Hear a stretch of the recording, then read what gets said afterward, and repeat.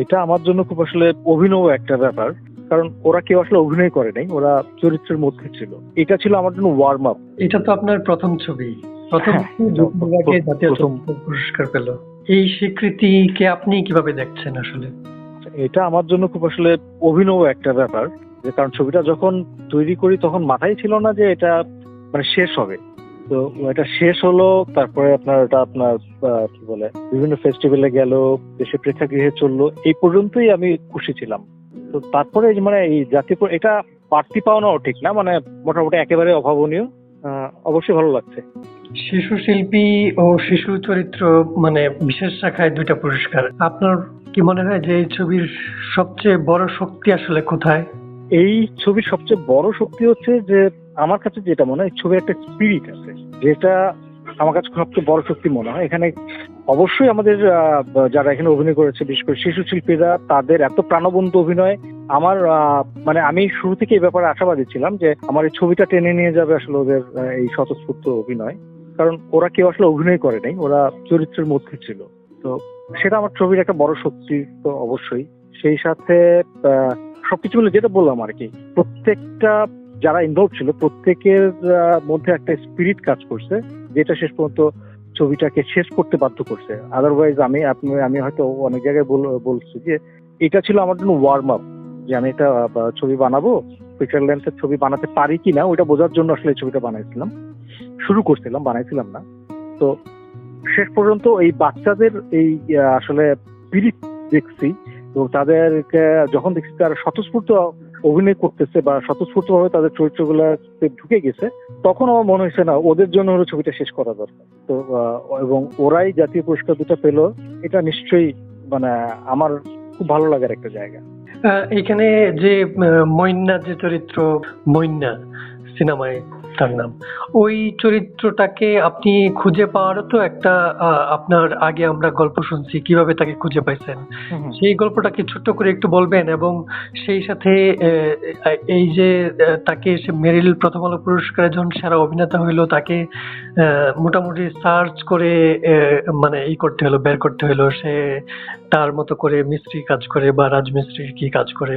তো এই জাতীয় চলচ্চিত্র পুরস্কার পাওয়ার খবরটা তার কাছে কিভাবে পৌঁছাইলেন বা তার প্রতিক্রিয়াটা কিভাবে কি রকম পাইলেন, সেটা যদি একটু বলেন। প্রথমে ওকে খুঁজে পাওয়ার ব্যাপারটা বলি আবার একটু সংক্ষেপে, যে এই চরিত্রটার জন্য আসলে আমরা কাজ করেছিলাম অন্য আরেকজনকে, যার কিছুটা অভিনয় করার অভিজ্ঞতা ছিল। আমরা প্রথমবার যখন প্রথম লটে, আমাদের এই ছবিটা 3টা লটে শেষ হয়, ফার্স্ট লটে আমরা যাকে নিয়ে কাজ শুরু করেছিলাম তার অভিনয়ের মধ্যে একটা গদ বাঁধা ব্যাপার আমি লক্ষ্য করতেছিলাম, যদিও ওকে নিয়ে আমরা প্রায় 15 দিনের উপরে শুট করে ফেলছিলাম। তো যখন ওই লট থেকে আসার পরে আমি দেখলাম যে আমি যা চাচ্ছি সেরকম হচ্ছে না। তো পরের লটে গিয়ে চিন্তা করলাম যে তখন ছবিটা আবার একটু রিস্ট্রাকচার করা হয়েছিল, তো তখন চিন্তা করলাম যে যেহেতু রিস্ট্রাকচার করতেছি, তো আগের চরিত্রটা রাখবো না, মানে আগের অভিনেতা যে ছিল তাকে আর রাখবো না, নতুন কাউকে খুঁজবো। তো টঙ্গীতে আমাদের যুবরাজ শামীমের একটা পাঠাগার আছে, আমাদের পাঠাগার, ওখানে বসে আছি। তো এই আমাদের পাঠাগারের এটা ইন্টারেস্টিং ব্যাপার হচ্ছে কি, ওদের ওখানে প্রচুর বাচ্চারা আসে, বিকেল বেলা বই পড়তে আসে, কেউ ওখানে বসে দাবা খেলতে আসে। তো আমি বসে বসে ওখানে জাস্ট দেখতাম যে কাকে দিয়ে কোন চরিত্রটা করানো যায়। যারাই আসতো কাউকে কিছু বলতাম না, চুপচাপ বসে থাকতাম, দেখতাম। তো এরকম 2 জনকে আমি সিলেক্ট করলাম। একটা হচ্ছে আমাদের এই যে এখন যে লিওন, আর আরেকটা ছেলে ছিল। তো 2 জনকেই প্রথম ভেবেছিলাম যে আপনার স্ক্রিপ্ট থেকে কিছু একটা অংশ করে দেখাতে বলবো, পরে হঠাৎ মনে হলো যে না, তার থেকে দেখি যে ওরা কতটা স্পন্টেনিয়াস এবং নিজেদের সবচেয়ে মানে অপছন্দের একটা কাজ করতে দিই, সেটা হলো ওদেরকে লিখতে দিলাম। তো কে কতটুকু লিখতে পারে এরকম একটা কাগজ আর কলম দিয়ে লিখতে বললাম। তো দেখলাম যে লিওন নিজের নাম লিখতে পারে। তো তখন চিন্তা করলাম বাকি যে 2 জন আছে 2 জনকেই তাদের খাতায় মানে কাগজের উপর নাম লিখতে বললাম। তো ওই নাম লেখার সময় আমি লিওনের যে এক্সপ্রেশন দেখছি তাতে আমার মনে হচ্ছে যে তাকে নিতে পারি, এবং সে হতাশ করেনি। এটা ছিল ওকে আর কি সিলেকশনের পেছনের গল্পটা। আর মেরিল এবং আমাদের এই ছবিটা আসলে আমরা শুট করেছিলাম 16তে, 17 জানুয়ারির মধ্যে আমাদের কাজ শেষ হয়ে গেছে। তো যেহেতু মানে ফিল্ম মেকিং আমার প্রফেশন না সেই অর্থে, তো আমার আসলে পোস্টে দীর্ঘ সময় লেগে যায়, এবং এটা শেষ করতে করতে 2021-এর শেষে, মানে কোভিডেরও আরো পরে আমরা এটা শেষ হয়। তো এতদিনে আসলে গ্যাপে ওদের সাথে আমরা যোগাযোগ বিচ্ছিন্ন হয়ে গেছিল। বাই দিস টাইম ও লিওন থাকতো যুবরাজ শামীমদের বাড়িতে ভাড়াটিয়া হিসেবে, ওর বাবা বাবা মার সাথে টঙ্গীতে। তো এর মধ্যে এই ফ্যামিলিটাও ওখান থেকে চলে যায়।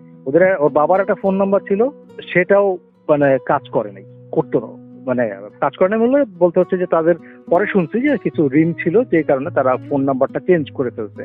তো আমিও ভাবছিলাম যে আমাদের মুক্তির আগে, ছবি মুক্তির আগে ওকে প্রচুর খোঁজাখুঁজি করছি, তখন পাইনি, মানে কোনোভাবেই রিচ করতে পারছিলাম না।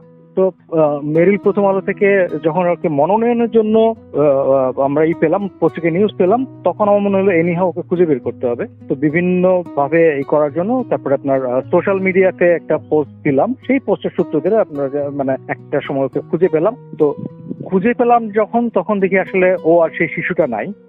সে মানে বাধ্য হয়েই, মানে শৈশব না পার হওয়ার আগেই আপনার কর্মজীবনে ঢুকে গেছে এবং সে একটা দিনমজুরের কাজ করে। এই হচ্ছে, কিন্তু মুশকিলটা হচ্ছে যে অভাবের সংসারেও বেশি দূর পড়াশোনা করতে পারেনি, মাত্র ক্লাস 2 পর্যন্ত করছে। তো ওকে একটা বেটার জব প্রোভাইড করা খুব ডিফিকাল্ট ছিল, এখনো চ্যালেঞ্জিং। আর জাতীয় পুরস্কার পাওয়ার পর আমি যখন সার্কুলারটা দেখলাম, প্রজ্ঞাপনটা দেখার পরপরই আমার মনে হলো যে সবার আগে আমি ওকে খবরটা দিই। ও মানে কিছুই বুঝতে পারছিল না যে কেন, কিভাবে। ওকে বলার পর ও মানে খুবই আবেগ আপ্লুত হয়ে গেছে এবং রীতিমতো গলা কাঁপতেছিল। একটা পর্যন্ত মনে হচ্ছিল যে ও কেঁদেই ফেলবে। তারপর ওর সাথে আরো কয়েকবার কথা হয়, তো ও প্রচন্ড খুশি এবং ও মানে নিজে আশা করতেছে যে এর পরে হয়তো তার জীবনের একটা বাঁকবদল হবে। ওকে, আর হচ্ছে যে আপনার এটা তো হচ্ছে প্রধান মানে শ্রেষ্ঠ শিশু চরিত্র, আরেকটা হচ্ছে বিশেষ শাখায় যে আনাইরা, মানে যার নাম আমরা দেখলাম প্রজ্ঞাপনে, তাকে সে কিভাবে সংবাদটা নিল? আসলে তারা তো কেউ প্রফেশনাল অভিনেতা না বা আগে কাজ করে নাই আপনার সিনেমার আগে, সেই জায়গায় তারা হচ্ছে যে মেরিল প্রথম আলোর মতো একটা বড় প্ল্যাটফর্মে এই পুরস্কৃত হইলো, তারপরে এখন জাতীয় চলচ্চিত্র পুরস্কারে তারা পুরস্কৃত হইলো। ফলে আনাইরা আসলে কিভাবে নিচ্ছে বিষয়টা? আমাইরাকে আমি ফোনে পাইনি এখন পর্যন্ত, ওর সাথে আমার কথা বলা হয় নাই, কারণ ও বোধহয় নেটওয়ার্কের বাইরে আছে। যে নাম্বারটা আমার কাছে আছে সেটা কাজ করতেছে না। তবে ও ফেসবুকে দেখলাম যে আমার পোস্ট শেয়ার করছে এবং নিজেও একটা পোস্ট দিচ্ছে, তার মানে সে আছে। আমি ওকে মেসেঞ্জারে মেসেজ দিয়ে রাখছি, তো হয়তো একদিনের মধ্যে কথা বলবো, আজকে কালকে হয়তো ওর সাথে আবার যোগাযোগ করা হয়ে যাবে। হ্যাঁ, আনাইরা চরিত্রের ব্যাপারে একটু বলি যে আমাদের মূল স্ক্রিপ্টে এই চরিত্রটা খুব ছোট ছিল, খুব মানে স্বল্প সময়ের উপস্থিতি ছিল, কিন্তু এই আরিফ হাসান ওর আসল নাম। তো ও সেই পাঠাগারে ওকে আমরা পেয়েছিলাম। তো ওকে দিয়ে যখন আমরা মানে ওই যে শুট শুরু করলাম, ও এত চমৎকার ডেলিভার করতেছিল যে আমার মনে হচ্ছিল না ওর জন্য হলো চরিত্রটা একটু লম্বা করা দরকার। যে কারণে আসলে যে পরের বার যখন রিস্ট্রাকচারিং করা হলো, তখন এই চরিত্রটাকে আরো অনেক বেশি গুরুত্বপূর্ণ করা হলো। আর ওর আসলে অভিনয়ে আমি খুবই স্যাটিসফাইড, যে কারণে আমার পরের যে ছবি মাসতুলের কিন্তু একটা ভাইটাল রোলে কাজ করছে। তো আশা করি ওটাতেও ও সবাই ওর কাজের প্রশংসা করবে। আচ্ছা, ওই মাসতুল সিনেমাটার প্রসঙ্গে আসতে চাইলাম যে ওইটা তো গত বছর মস্কো আন্তর্জাতিক চলচ্চিত্র উৎসবে মূল প্রতিযোগিতায় ছিল, বাংলাদেশ থেকে একটা ছবি, টোটাল 11টা ছবির মধ্যে একটা ছবি এটা ছিল, কিন্তু এটা পরবর্তীতে এখনো মুক্তির বিষয়টা আমরা কোনো খোঁজ পাই না। আসলে ওই বিষয়ে একটু যদি বলেন। দেখেন, আমাদের দেশে ইন্ডিপেন্ডেন্ট ফিল্মের অনেক চ্যালেঞ্জ। শুধু একটা ছবি বানানোই শেষ কথা না, ছবির পরের জার্নিটা আসলে করাটা খুব ডিফিকাল্ট। পরের জার্নিটা বলতে হচ্ছে যে মুক্তি দেওয়ার যে জায়গাটা, সেটা ধরেন এই ছবিটা মস্কোতে গেল, তারপর আরো কয়েকটা ফেস্টিভ্যালে গেছে পরে, কিন্তু মুক্তি আমার ইচ্ছে ছিল যে 2025-এ এটা মুক্তি দিব। তো আপনি জানেন যে একটা হল পর্যন্ত নিয়ে যাওয়ার জন্য একটা বেশ বড় পরিমাণ আসলে বাজেটের প্রয়োজন প্রচারণার জন্য, কারণ প্রচারণা একটা ছবি খুব ভাইটাল পার্ট। কোনো ক্ষেত্রে আমি তো মনে করি যে হাফ অফ দ্য জার্নি। তো সেই পরিমাণ অর্থে তো আসলে আমার পক্ষে দেওয়া সম্ভব না, কারণ আমার নিজস্ব যা ছিল ছবি তৈরি করতে করতে শেষ হয়ে গেছে। তো এবং সেই সাথে আমার পরের আরো একটা ছবির কাজ চলমান। তো আমি ভেবেছিলাম যে এই ছবির যে অ্যাচিভমেন্ট, তাতে করে নিশ্চয়ই কোনো স্পন্সর পেয়ে যাব। তো সোফার কোনো মানে কেউ আসলে এখন পর্যন্ত সেই পজিটিভ ভাবে সাড়া দেয় নাই। তো যাই হোক, আমার মনে হচ্ছে যে আমি এখন এই পাই বা না পাই, স্পন্সর পাই বা না পাই, এই বছর মাঝামাঝিতে জুন জুলাইয়ের দিকে ভালো সময় থেকে মুক্তি দিয়ে ফেলবো যা আছে কপালে। যদি একটা সিনেমা হলেও চলুক। আর এরপর থেকে আমি আসলে আর মানে কি বলে স্পন্সর বা ইত্যাদির উপরে আমার আর কোনো আস্থা নাই। আমি চেষ্টা করবো আসলে নিজের মতো করে বাকি কাজটা শেষ করতে। মানে আপনার প্রথম ছবি আন্তর্জাতিকভাবে রেকগনাইজ, জাতীয় চলচ্চিত্র পুরস্কার পাইলো এই যে এবার, কিন্তু দ্বিতীয় ছবি আপনি অর্থের জন্য এক ধরনের বলা যাচ্ছে যে মুক্তি দিতে পারছেন না। এই যে এই বৈপরীত্যটা আমাদের এখানে সিনেমা মেকারদের বা প্রযোজকদের, এইটাকে কিভাবে দেখেন আসলে আপনার এই অভিজ্ঞতা থেকে? আসলে দিন শেষে সবাই জিনিসটা বাণিজ্যিক ভাবে দেখে, তো তারা হয়তো চিন্তা করতেছে যে আমার এখানে আসলে স্পন্সর করে তার কি লাভ হবে সেটা সবার আগে বোঝার চেষ্টা করতেছে। হয়তো তারা তাদের লাভটা খুঁজে পাচ্ছে না, তো আমি তাদেরকে ওইভাবে দোষারোপ করতে চাই না। আর তাদের লাভ হয় ওই রকম ছবি বানানোর দক্ষতা হয়তো আমার নেই, যে কারণে আমি আর হয়তো মানে নেক্সট টাইম যেটা বললাম যে আমি আবার নিজের ওয়েতেই ছবি বানাতে থাকবো। ছবি বানানোও বন্ধ হবে না, ছবি রিলিজ করাও বন্ধ হবে না। ওকে, এমনিতে আরেকটা প্রশ্ন, সেটা হচ্ছে যে আপনার আম কাঁঠালের ছুটি সদ্য 2 বিভাগে জাতীয় চলচ্চিত্র পুরস্কার পেল। এই সিনেমাটি এখন নিশ্চয়ই কেউ কেউ নতুন করে দেখার আগ্রহ পাচ্ছেন, ফলে কোথায় দেখবে এরকম আমাদের দর্শকদের বা পাঠকদের বা শ্রোতাদের বলবেন কিনা? হ্যাঁ, অবশ্যই। আমার এই ছবিটা এখন অনেকেই আমাকে ইনবক্স করতেছেন বা ফোনেও অনেকে দেখার আগ্রহ প্রকাশ করতেছে।